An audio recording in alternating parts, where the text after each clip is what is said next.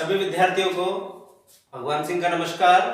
आज से हम जो प्रकल्प लेकर मैं आपके बीच में हूँ वो प्रतियोगी परीक्षाओं में जो गणित के प्रश्न पूछे जाते हैं, प्रतियोगी परीक्षाओं के अंदर किस प्रकार के प्रश्न आते हैं, पाठ्यक्रम के अनुसार हम किस प्रकार गणित की तैयारी करें, ये सारी बात लेकर मैं आपके बीच उपस्थित हूँ।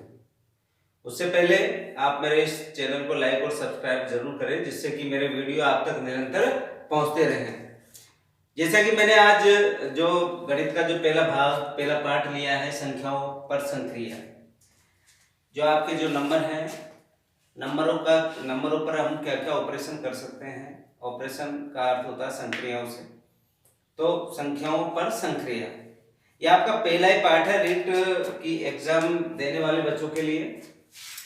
तो सबसे पहले हमें संक्रियाओं के बारे में सीखना है, और जो आपका पहला ही टॉपिक है जो आपके सिलेबस में है वो आपके दे रखा हुआ वहां पर 1 करोड़ तक की पूर्ण संख्याएं। दूसरा है स्थानीय मान और तुलना। तीसरा पहले भाग का पार्ट है गणितीय मूलभूत संक्रियाएं, जोड़ बाकी गुणा भाग और भारतीय मुद्रा। हमको देखने में ऐसा लग रहा है कि बहुत इजी प्रश्नावलियां हैं, इनको तो सर कोई नहीं भी पढ़े तो हम कर लेंगे, लेकिन मेरा ऐसा मानना है अगर आप संख्याओं की एक्सरसाइज को आप बहुत अच्छे से समझ जाओगे तो आगे आने वाली जितने भी प्रश्नावलियां हैं, जितने भी हमारे कोर्स के अंदर जो प्रश्न पूछे जाते हैं उससे संबंधित जो अध्याय है उनको हम बहुत सुगमता से हल कर लेंगे।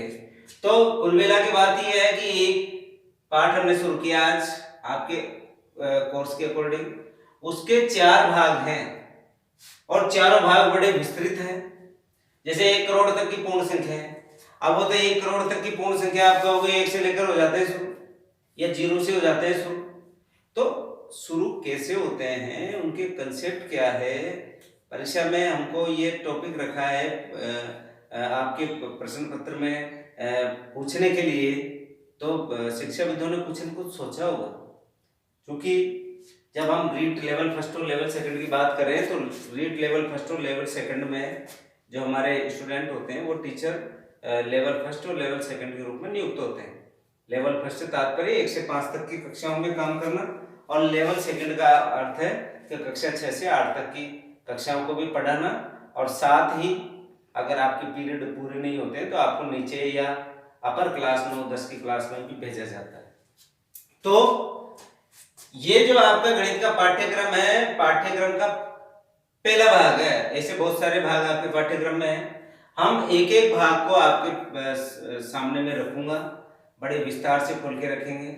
आपकी तो इतनी सी ड्यूटी है कि जब भी मेरे पीरियड शुरू हो तो आपके हाथ में एक पेन और कॉपी और बिल्कुल शांत वातावरण में आप आपके मोबाइल लीड लगाकर आप घर पे बैठ जाएं और निरंतर जो बात आपकी समझ नहीं आ रही उसको बार बार में रिकॉल करें। और फिर भी अगर आपको समझ नहीं आ रहा तो आप मेरे इंडिविजुअल व्हाट्सएप नंबर पर या जो मेरे चैनल का जो यूट्यूब चैनल है उसके कमेंट बॉक्स पर आप आपकी समस्या को वहां पर लिख के भेज सकते हैं। मैं आपकी समस्याओं को अगले वीडियो में निश्चित तौर पे ले लूँगा, ऐसा मेरा मानना है। अब हम इस लेसन को शुरू करते हैं। देखिए यहाँ पर सबसे पहला मैंने आपके बीच में एक बिंदु रखा है प्राकृत संख्याओं का नेचुरल नंबर। नेचुरल नंबर को हम n से प्रदर्शित करते हैं, क्योंकि नेचुरल n से प्रारंभ होती है मीनिंग, तो इसलिए इसको शॉर्ट रूप में हम n से भी प्रदर्शित करते हैं। प्राकृत संख्या होती क्या है, इसकी यूज क्या है, हम इसको गणित में कैसे प्रयोग में लेते हैं, ये सारी बात करें उससे पहले इसकी परिभाषा आपके बीच में होनी चाहिए। परिभाषा में यह है कि वे संख्याएं जो 1 से प्रारंभ होकर अनंत तक लिखी जाए, जैसे मैंने लिखा 1 2 3 4 5 6 7 8, यानी स्टार्ट कहां से हो रहा है 1 से। आप कहेंगे सर आपने 1 से लिखना स्टार्ट किया और 1 से लेकर मैं इन्फिनेटिव तक चले गया। इन्फिनेटिव को अनंत बोलते हैं। मैंने 1 से लिखना प्रारंभ किया और मैं लिखता हुआ कहां तक चले गया इन्फिनेटिव। ये चिन्ह किसका है, अनंत। इन्फिनेटिव का ये चिन्ह है।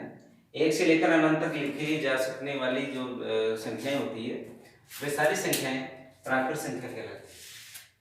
प्राकृत संख्याओं को n से प्रदर्शित करते हैं, ये मैंने लिखा है यहाँ पर n से आप इन प्राकृत संख्याओं को क्या कर सकते हैं, प्रदर्शित कर सकते हैं। इसके बाद में नंबर 2 पे मैंने लिखा है यहाँ पर पूर्ण संख्या, इसको बोलते हैं होल नंबर, और इसे अंग्रेजी के W द्वारा प्रदर्शित करते हैं। अंग्रेजी की जो W जो वर्ड है इसके द्वारा इसको प्रदर्शित करते हैं। पूर्ण संख्याएं वे संख्याएं जो 0 से लिखी जाए, कहां से स्टार्ट करना है इसको, 0 से। वे संख्याएं जो 0 से प्रारंभ होकर, वे संख्याएं जो 0 से प्रारंभ होकर अनंत तक जाती है, वे संख्याएं पूर्ण संख्या कहलाती है। पूर्ण ये संख्याएं प्राकृत संख्या होती है, यानी प्राकृतिक संख्या, और ये होती है पूर्ण संख्याएं। इनका जो अंतर है, इतना सा इनकी परिभाषाओं में अंतर है, एक नंबर तो 1 से प्रारंभ होता है और दूसरे वाला नंबर 0 से प्रारंभ होता है। तो अब यहां से आपको रिसर्च थोड़ा सा आप इसको सोचें कि भाई क्या क्या हो सकता है। मैंने यहाँ पर 2 बातें लिख रहा हूं। नंबर 1 प्रश्न वाले यहाँ पर लिखे प्रत्येक पूर्ण संख्या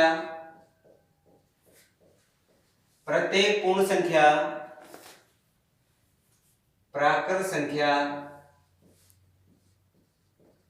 है। प्रश्न है हमारे पास, प्रत्येक पूर्ण संख्या प्राकृत संख्या है। तो आपके पास जवाब होगा, क्या प्रत्येक पूर्ण संख्या प्राकृत संख्या है? प्रत्येक पूर्ण संख्या जैसे आपने 0 लिया, जैसे आपने 1 लिया, जैसे आपने 2 लिया, जैसे आपने 3 लिया, जैसे आपने 4 लिया, तो क्या प्रत्येक पूर्ण संख्या प्राकृत संख्या है? तो आप कह दोगे सर 1 2 3 4 तो है, लेकिन ये 0 नहीं है। तो हम यहाँ पर हमारे दिमाग ने क्लिक किया कि 0 तो प्राकृत संख्या में होती नहीं है। तो 0 से तो प्राकृत संख्या शुरू होती नहीं है। शुरू कहां से होती है? 1 से प्रारंभ होती है। तो आप कहेंगे कि 0 नेचुरल नंबर नहीं है। तो 0 नहीं है, इसका अर्थ क्या हुआ?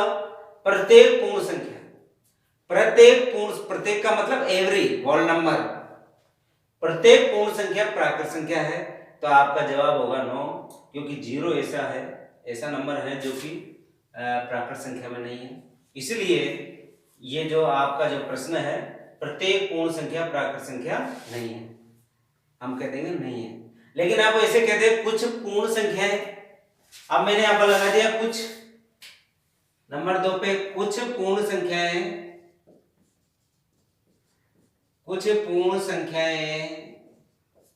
प्राकृत संख्या है।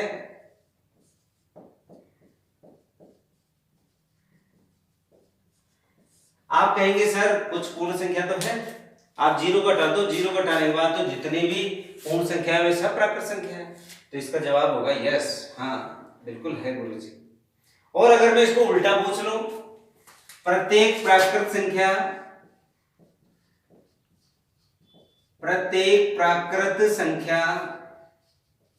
पूर्ण संख्या है,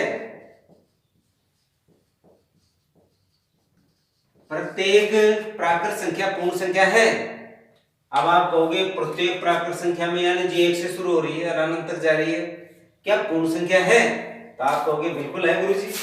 ये देखो, ये प्रत्येक, ये 0 को थोड़ा सा हटा देते हैं हम, 1 2 3 4 5 6 7 8 इंफिनिटी तक चले गए, तो हमने कहा कि बिल्कुल है।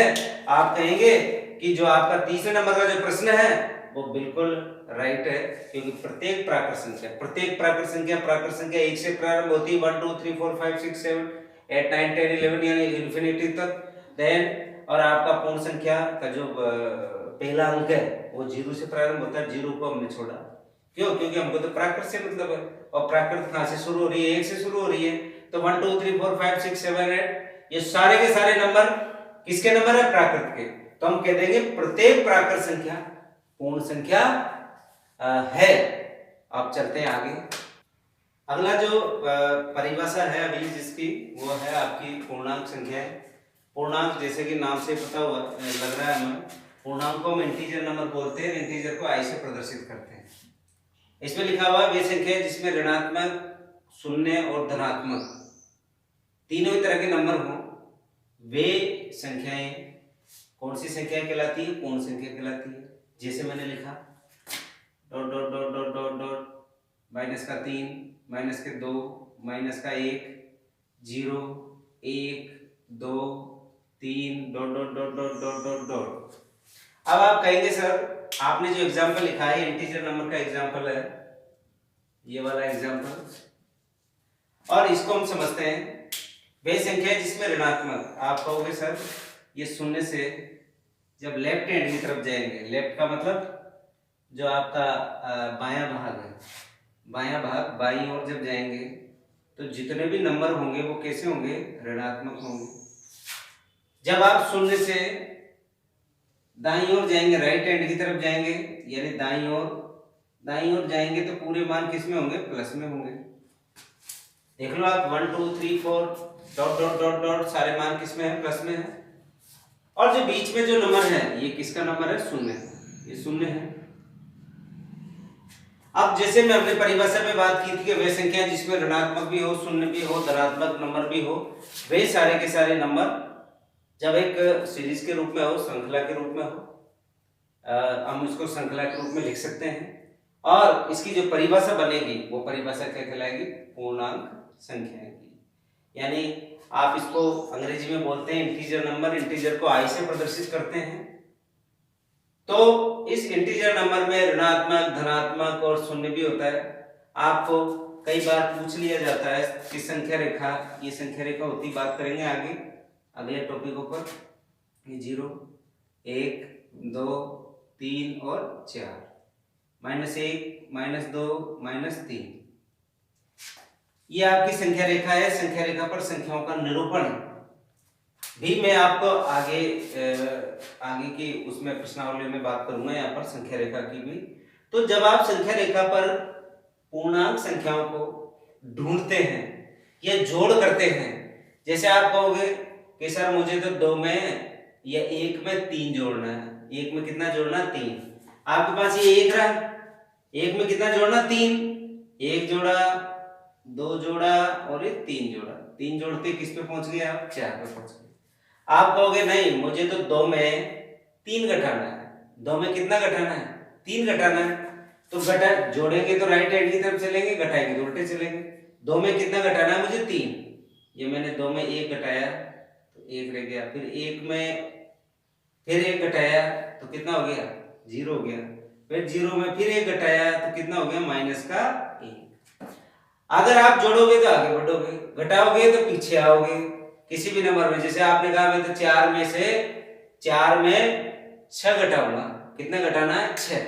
तो आप देखो 4 है, 4 में 1 गया 3, फिर कितने बार घटाना है? 1 घटाया भी तो, फिर 1 और घटाओ, कितना हो गया? 2 हो गया, फिर 1 और घटाओ, कितना हो गया? 1 हो गया, फिर 1 और घटाओ, कितना हो गया? 1 हो गया, फिर 1 और घटाओ, कितना हो गया? -1 हो गया, फिर 1 और घटाओ, कितना हो गया? 1 हो गया। यानी आप एक एक घटाते चल रहे हो।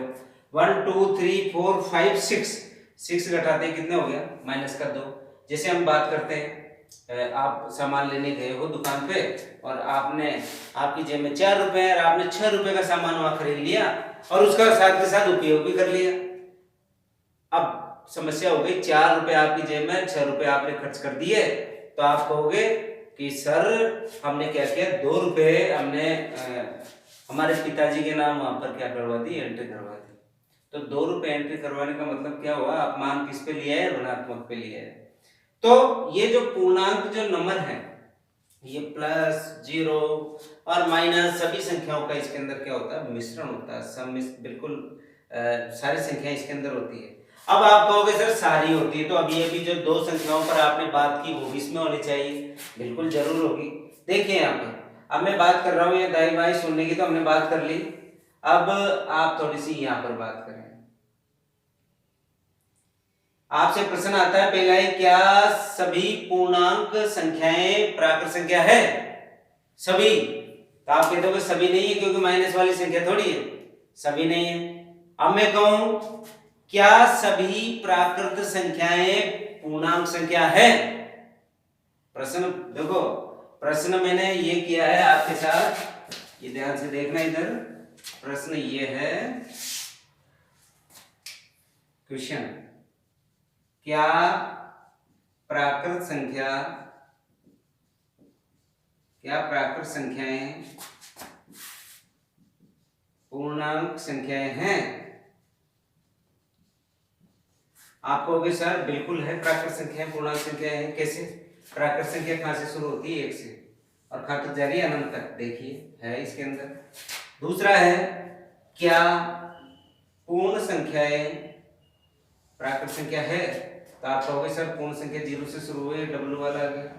तो ये प्राकृत संख्याएं जो है, जो आपकी पूर्ण संख्याएं, जितने भी पूर्ण संख्याएं वो सब किसमें प्रदर्शित होंगे? पूर्णांकों में प्रदर्शित होंगे। इस तरीके से आपको प्रश्नों पर आपको चिंतन करना है। आप देखो कैसे भी पूछ ले, क्या सभी पूर्णांक संख्याएं प्राकृत संख्या के सभी नहीं है? कुछ है। कुछ का मतलब जैसे आप कहोगे 1 2 3 4 5, ये कुछ में आ गए। दूसरा, क्या सभी पूर्णांक संख्याएं पूर्ण संख्या है? नो। कुछ का मतलब 0 से प्रारंभ होने वाली। आपसे पूछे क्या पूर्णांक संख्याएं प्राकृत और दूसरे नंबर कौन सा बताया था मैंने? पूर्ण संख्याएं हैं। बिल्कुल है। तो इस तरीके से आपको इन संख्याओं का तुलना आना चाहिए। अगर संख्याओं की तुलना आ गई तो आप में बहुत सारे सवालों को आप देखते ही कर दोगे, क्योंकि आपको लग रहा है संख्याओं का उपयोग कहाँ होगा? जब हम संख्याओं का उपयोग करेंगे जोड़ में, गुणा में, भाग में, क्योंकि आपके पहले ही भाग के अंदर है। अभी मैंने जुड़वाया था आपको, ये 6 घटाया था, एक एक वापस चले गए, एक एक सीधे चले गए, तो वहां पर इस परिभाषा का वहां पर उपयोग होगा। आगे बढ़ते हैं, अब शुरू करते हैं। अगला नंबर है अभाज्य संख्या, जिसको ऋण संख्याएं भी कहते हैं। वे संख्याएं जिसमें, अब बात कर रहे हैं संख्याओं की, कौन सा नंबर की बात कर रहे हैं?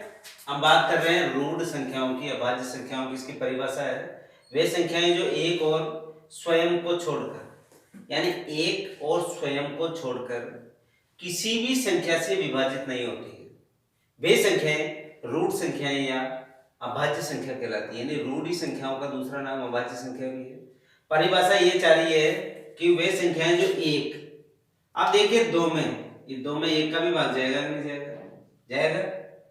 अब आप कहोगे 1 का तो चलेगा, लेकिन और स्वयं को छोड़कर किसी अन्य संख्या का भाग से विभाजित नहीं हो, यानी भाग नहीं जाए दूसरी संख्या का। आप बताओ 2 में 1 का चलो गया, दूसरी संख्या बताओ ढूंढ के जिसमें जाता हो, नहीं जाएगा। तो आप कह दोगे सर ये अभाज्य संख्या, जिसे आप 3 ले लो, 3 1 का तो चले जाएगा। इसने कहा है वे संख्या जो एक और स्वयं को छोड़कर, एक को छोड़ना पड़ेगा क्योंकि एक ऐसा नंबर है जो सब में भाग जाएगा, और स्वयं ऐसा जो स्वयं में स्वयं को भाग तो जाएगा ही जाएगा। तो आप कहोगे कि एक और स्वयं को छोड़कर किसी अन्य नंबर का उस नंबर में भाग नहीं जाना चाहिए, ऐसी संख्याएं ऋण संख्या कहलाती है। जैसे मैंने कहा 2 3 5 7, ये सारी की सारी संख्याएं ऐसी है जिसमें एक और खुद को छोड़कर, एक जैसे मैंने 17 लिया, 17 में 1 का भाग नहीं देना, 17 में 17 का भाग नहीं देना, तो बताइए अब कौन सी संख्या है जिसमें भाग जाएगा? तो आप कहोगे सर ऐसी कोई संख्या नहीं है जो 17 से डिवाइड हो जाए, 17 में पूरा भाग चले जाए। आप नहीं बता सकते ऐसी संख्याएं। तो ऐसी संख्याओं को हम कौन सी संख्या कहते हैं? ऋण संख्याएं कहते हैं। और ऋण संख्याओं को हम अभाज्य संख्या, और इसे अंग्रेजी वर्ड के रूप में हम प्राइम नंबर के रूप में इसे प्रदर्शित करते हैं। यह है। अब आप कहोगे, एक प्रश्न आता है कि अभाज्य संख्याएं छाटिए या ऋण संख्याएं छाटिए। ए 1, बी में आ गया आपके पास 4, सी में आ गया आपके पास 6, डी में आ गया आपके पास 10। अब आपको छाटना है। अब आप कहोगे कि देखो ये ना तो 2 3 5 7, यानी ये 4 है, ये 6 है, 10 है, ये तो इसमें है ही नहीं, इसका मतलब ये प्राइम नंबर नहीं है। तो प्राइम नंबर कौन होगा? आप कह देते हो ये होगा, लेकिन एक्चुअल में ये नहीं है। एक न तो अभाज्य नंबर है, न यानी आप कह दोगे कि ये अभाज्य संख्या नहीं होती है। क्यों नहीं होती? एक अपवादी मान लो आप, एक है, एक के अलावा, लो भाई एक हटा दिया, एक के अलावा स्वयं भी हटा दो, के अलावा और नंबर कौन सा है? क्योंकि आप कह दोगे एक को एक में लोगे या स्वयं में लोगे, कहां ना वे संख्या जो एक और स्वयं के अलावा, एक अब एक के नीचे एक, एक को तो एक बार ही ले सकते हैं हम। वापस समझे इसको, जैसे ये आपसे कहा कि एक न तो अभाज्य नंबर नहीं है, तो आप कहोगे अभाज्य नंबर क्यों नहीं है? एक में एक के अलावा, ये एक में एक के अलावा एक लिख दिया। फिर स्वयं की भी बात हो रही है, तो स्वयं में कौन है? एक। एक कितनी बार आ गया? 2 बार आ गया, ऐसा नहीं होना चाहिए। इसलिए ये नंबर अभाज्य नंबर नहीं होता है, ये कंफर्म ध्यान दे देना। कई एग्जामों में पूछ लिया गया निम्न में से कौन सा अभाज्य नंबर नहीं है, तो आप बता दोगे इनमें से जो अभाज्य संख्या की बात कर रहे हैं हम, अभाज्य संख्या नहीं है या अभाज्य संख्या है, तो एक ऐसा नंबर है जो अभाज्य संख्या होता है कि नहीं होता? आप कहोगे बिल्कुल नहीं होता सर। इसलिए सबसे छोटी अभाज्य संख्या, निम्न में से कौन सी सबसे छोटी अभाज्य संख्या है, वहां पर अवश्य में आ जाएगा। जैसे आपको कह दिया निम्न में से कौन सी सबसे छोटी अभाज्य संख्या है, ए ही होगा 0, बी होगा 1, सी होगा 2 और डी होगा -1। अब आपने तो इतना क्या समझ लिया और आप तो तुरंत 0 पे टिका देते हैं। चलो 0 तक दिमाग नहीं गया तो आप एक को तो 1 तक पहुंच जाओगे कि 1 तो होगा ही होगा, निश्चित तौर पे होगा, क्योंकि या तो 0 से शुरू या 1 से शुरू। लेकिन आप इस बात का ध्यान रखना, अभाज्य संख्या शुरू कहां से होती है? 2 से होती है। तो सबसे छोटी अभाज्य संख्या कौन सी हुई? यहाँ पर 2 हुई, तो आप इसको 2 पर टिक करें। आगे बढ़ते हैं। अगली जो परिभाषा आती है वो परिभाषा आती है यौगिक संख्याएं की। आपने इस परिभाषा को पढ़ा नहीं होगा, पहले भी मेरा ऐसा मानना है। यौगिक नंबर एक के अतिरिक्त वे संख्याएं जो रूढ़ या भाज्य नहीं है, एक के अतिरिक्त। अब आप कहोगे कि रूढ़ में कौन कौन है? रूढ़ में हमने पढ़ा था 2 है, 3 है, 5 है, 7 है, इसके बाद में 11 था, 13 था। वे सारे नंबर कौन से नंबर थे? रूढ़ या अभाज्य थे। बात यहां पर चल रही है कौन से नंबर की? यौगिक नंबर की बात चल रही है। यौगिक नंबर को हम कंपाउंड नंबर भी बोलते हैं। तो ये किस परिभाषा ये कहती है कि एक के अतिरिक्त वे संख्याएं जो रूढ़ या अभाज्य, दोनों एक ही बात है, ये रूढ़ कह दो चाहे अभाज्य कह दो, नहीं है, यौगिक संख्याएं कहलाती है। कौन सी संख्या कहलाती है? यौगिक संख्याएं कहलाती है। इसे संयुक्त संख्या भी कहते हैं। संयुक्त यानी मिला हुआ, इसे संयुक्त संख्या भी कहते हैं। जैसे 4, 6, 8, 9, 12, ये कौन से नंबर कहलाए? आप कहोगे सर ये यौगिक नंबर कहलाते हैं, कंपाउंड नंबर कहलाते हैं। आपसे प्रश्न पूछे कि सबसे छोटा यौगिक नंबर, तो आप क्या बताओगे? 4। क्या बताओगे? 4। आपने सबसे छोटा आपने रूट नंबर भी बताया था वहां पर, तो कितना बताया था वहां पर? 2। तो एक छोटे बड़े का जरूर ध्यान रखना आपको, और छोटे पे ज्यादा पूछता है। इस परिभाषा, जितनी भी परिभाषाओं की हम बात कर रहे हैं, वहां पर जो जिस नंबर से परिभाषा शुरू हो रही है उस नंबर पे जरूर एग्जामिनर की नजर जाती है, वो प्रश्न पूछता है। ये यौगिक संख्या सबसे छोटी कौन सी? 4 है। इसके बाद में आपको पता है सम और विषम नंबर के बारे में हम पढ़ते आ रहे हैं। सम और विषम नंबर, सम संख्या और विषम संख्या, गौर से देखना इधर। सम संख्या तो वे संख्या होती है जिसमें 2 का पूरा भाग चला जाए। आप कह दोगे सर 2 का पूरा 2, 4, 6, 8, 10 ... इसी तरह वे संख्याएं किसका भाग जा रहा है? भाग जाना चाहिए किसका? 2 का, और वो भी कैसा? पूरा जाना चाहिए। इसी तरह विषम संख्या वे संख्या जिसमें 2 का पूरा भाग नहीं जाता है, वे संख्याएं कौन सी संख्या कहलाती है? विषम संख्या कहलाती है। मेरा मानना है सम और विषम की बात पूरी हुई। तो सम में तो हमने लिखा था 2, 4, 6, 8, 10, 12। इधर से विषम में क्या लिखेंगे? 1, 3, 5, 7, 9, 11। ये सब नंबर कौन से नंबर है? विषम। और ये सब नंबर कौन से नंबर है? सम नंबर है। तो हमने बहुत सारी बात की है। नंबर 1 तो नेचुरल नंबर की बात की है, प्राकृत संख्या की बात की है हमने। दूसरे नंबर पे पूर्ण संख्या की बात की है। तीसरे नंबर पे हमने अभाज्य संख्या की बात की है।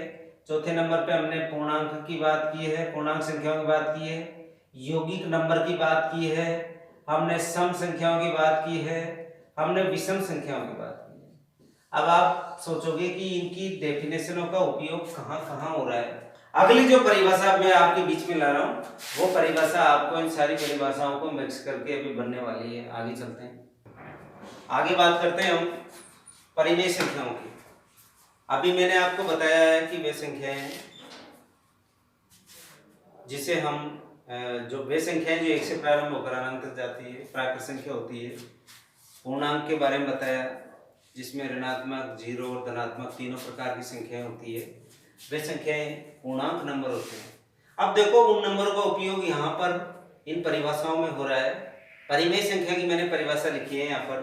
वे संख्याएं जिन्हें P बटा Q के रूप में लिखा जाता है। किसके रूप में लिख रहा हूं मैं? P बटा Q के रूप में। अब ये P और Q क्या है?